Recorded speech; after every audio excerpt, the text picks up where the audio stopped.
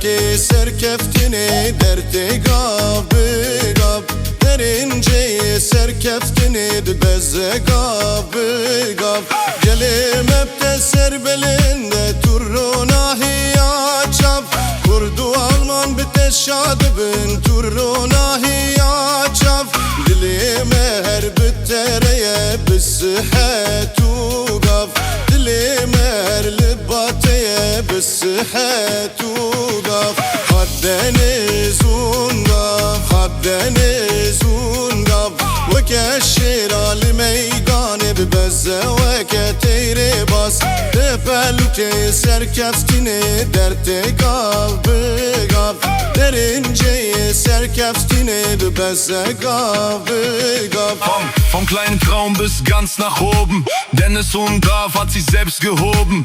Kein leichter Weg, doch blieb dran. Jeder Zweifel wurde irgendwann zum Plan. Mit kurdischen Wurzeln, stolz im Blick, geht seinen Weg Stück für Stück. Seine Geschichte zeigt jedem hier, mit Herz und Arbeit erreichst du dein Ziel. Von kleinen Plätzen bis ins große Licht. Zeigt der Welt, aufgeben zählt nicht.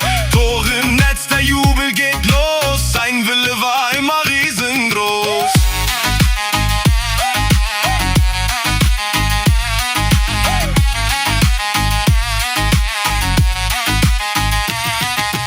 Deniz hadi meydane bu medame kurdane İstikhade guhastin bu keyfu seyrane İma Alman rızgar kir şimmanu nemane Kol ser kola avedim gelle ki pahlevane Serim ebte bilinde tur ruhi tu cani Serim ebte bilinde tur ruhi tu cani Şivane derleşe eldi şeri tezdi khani Kurdu Alman kef başkır ketti ser her zamani Deniz hati meydani rumeta ezdi khani Listik hati guhastin bu keyfu seyrani Tima Alman rızgar kir şimmanu nemani Kul ser kole avetin gelle ki pahlevane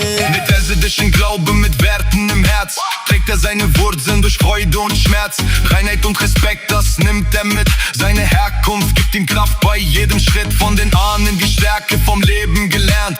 Seine Geschichte zeigt, wie weit man entfernt von den Zweifeln, wenn man an sich glaubt, ist der eigene Traum den Himmel erreicht und staunt. Kein Zufall, kein Geschenk allein. Hinter dem Erfolg steckt harter Schein. Er trägt seine Herkunft, er bleibt sich treu. Jeder neue Tag bringt ihn höher auf neu.